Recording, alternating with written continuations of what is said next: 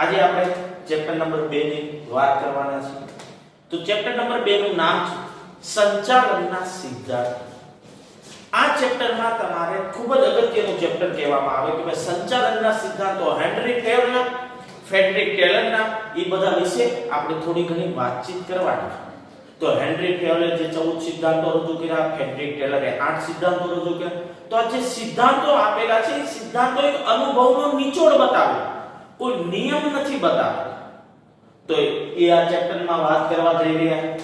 તો એની અંદર આપણે અનુક્રમણિકા કે ભાઈ વિભાગ A માંથી એક સવાલ આવે 1 ગુણ, વિભાગ C માંથી એક સવાલ આવે 2 ગુણ, વિભાગ B માંથી એક સવાલ આવે 3 માર્ક્સ। કુલ આ ચેપ્ટરમાંથી 3 સવાલ પૂછાય અને ગુણભાર છે 6।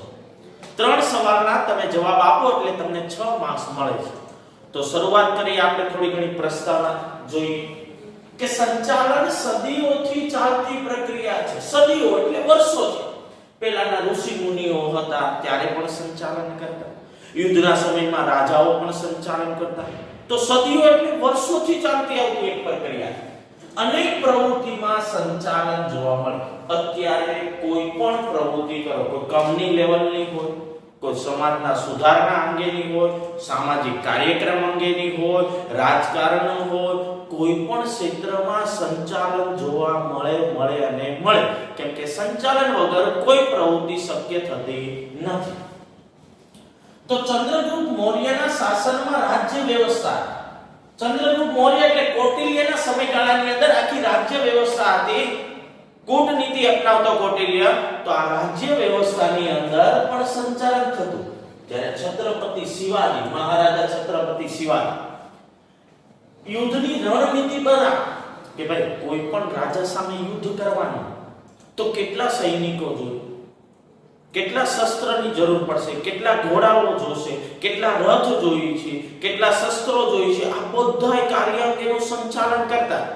કેવી રીતના સામેવાળાને પરાજય કરાવવા આ અંગેનું પણ સંચાલન કરતા।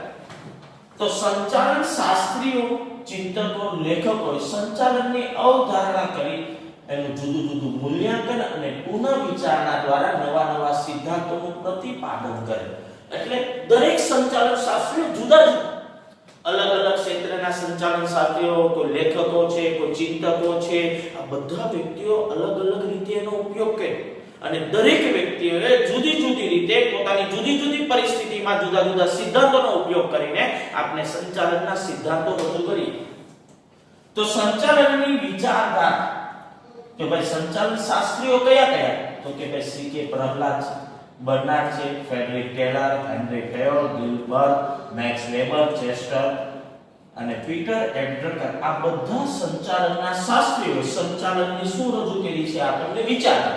આપણે એક સવાલ ભણીશું કે સંચાલનની વિચારધારા, જે પ્રશિષ્ટ વિચારધારા, નવ પ્રશિષ્ટ વિચારધારા, એની આપણે વાત કરશું। એની અંદર આ બધા નામ આવશે અને ખાસ અગત્યનો 1 માર્ક્સનો સવાલ, હેરોલ્ડ કુંતજ સંચાલનની વિચારધારાને શેની સાથે ઓળખવામાં આવી છે, તો કે ભાઈ જંગલ તરીકે વિકસાવી છે।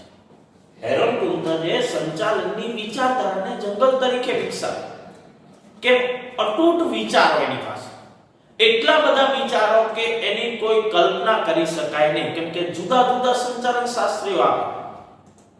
તો આથી આપણે પ્રસ્તાવનાની થોડી, તો હવે આવે સંચાલનના સિદ્ધાંતોનો અર્થ। તો સંચાલનના સિદ્ધાંતો સંચાલકો માટે ખાલી માર્ગદર્શિકા છે, એક માર્ગદર્શન આપે છે કે તમે આ સિદ્ધાંતોનો ઉપયોગ કરશો તો તમને આવું કંઈક પરિણામ આવશે, એવું તમને ખાલી માર્ગદર્શન આપે છે। પણ આ સિદ્ધાંતો કોઈ નિયમ નથી। હમણાં જ મેં વાત કરી, જેટલા પણ સિદ્ધાંતો રજૂ કર્યા છે કોઈ નિયમ નથી, એ માત્ર ખાલી ધારણાઓ છે। રૂઢિઓ એટલે પરંપરા અને અનુભવનો શું જોવા મળે છે નીચો, કે ભાઈ જુદા જુદા માની લો કે ફ્રેડરિક ટેલર છે, એને 8 સંચાલનના સિદ્ધાંતો રજૂ કર્યા, તો પોતાના મંતવ્ય મુજબ 8 સંચાલનના સિદ્ધાંતોનો એને ઉપયોગ કર્યો, એમાંથી એને સચોટ પરિણામ મળ્યા। તો તમારી સમક્ષ એને રજૂ કર્યા કે ભાઈ તમે ધંધાકીય એકમની અંદર આ સંચાલનના સિદ્ધાંતોનો યોગ્ય રીતે શું કરી શકો, ઉપયોગ કરી શકો, એ માટે આખા સિદ્ધાંતો રજૂ કર્યા। તો જુદા જુદા સંચાલન શાસ્ત્રીઓ અલગ અલગ પરિસ્થિતિમાં મેળવેલા તારણો એટલે પરિણામો મેળવે છે। અને કેવા સાબિત થયા? વ્યવહારુ. જ્યારે એના અમલીકરણ દ્વારા ધંધામાં કેવા પરિણામ આવી શકે? સચોટ. માની લો કે મોટું ધંધાકીય એકમ હોય ને એક નાનું ધંધાકીય એકમ.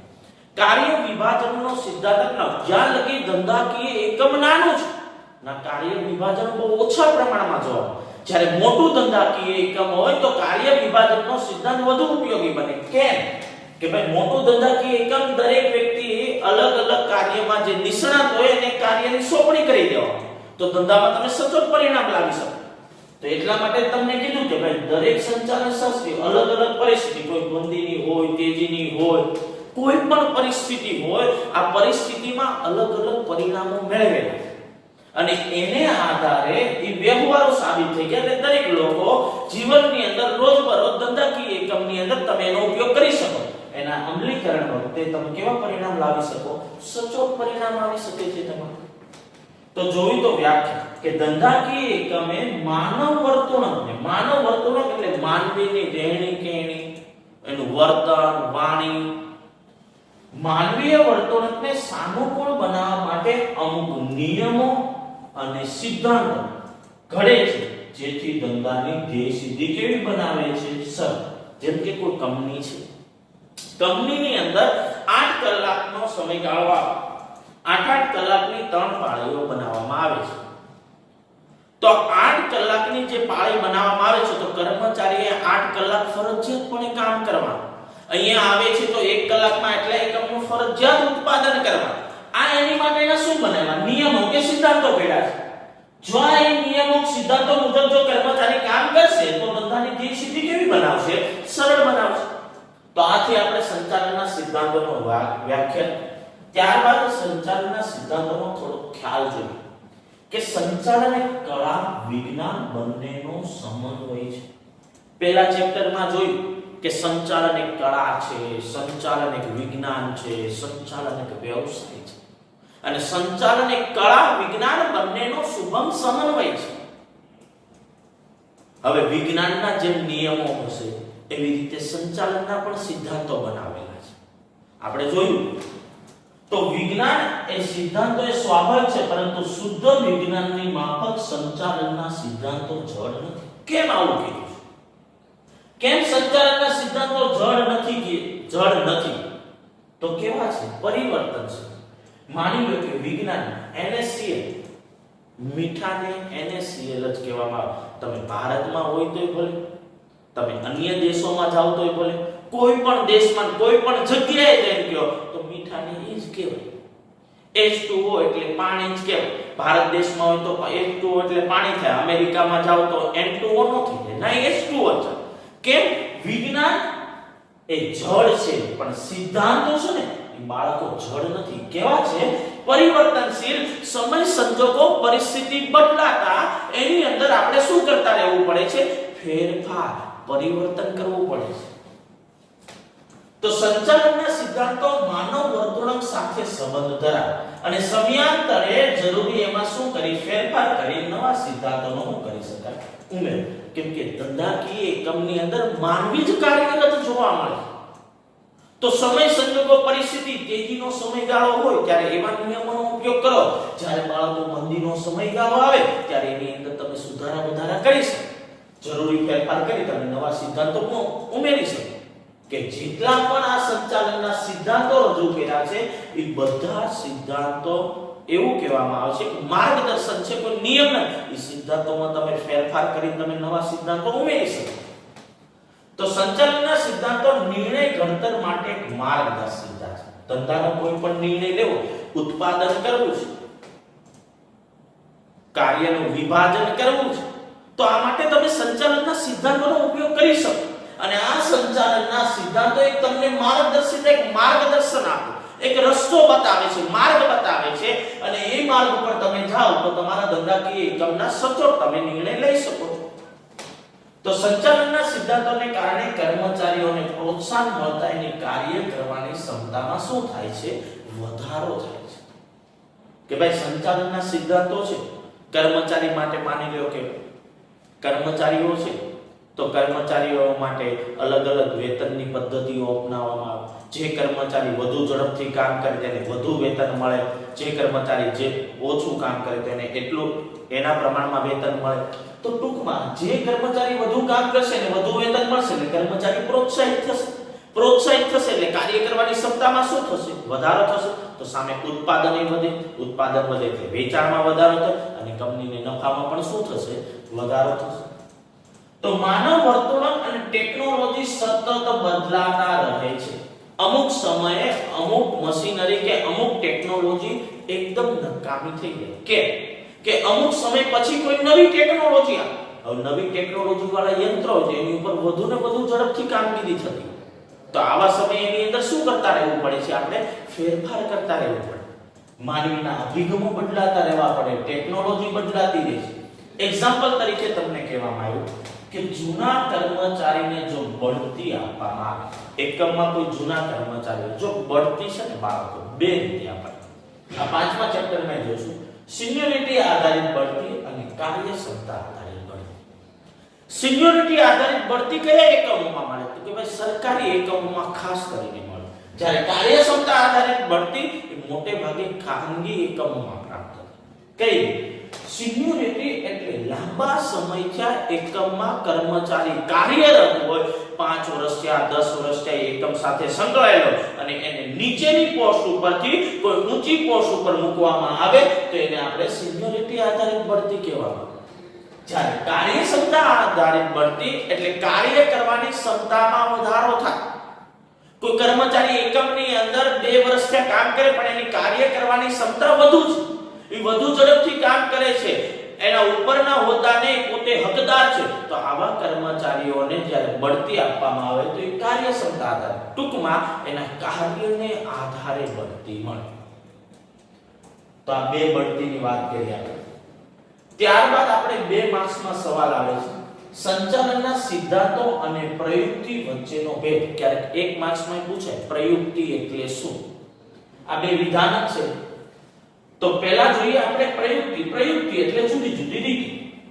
ધ્યેયને સિદ્ધ કરવા માટે લેવામાં આવેલા વિવિધ પગલાઓનો શું છે? સમૂહ છે.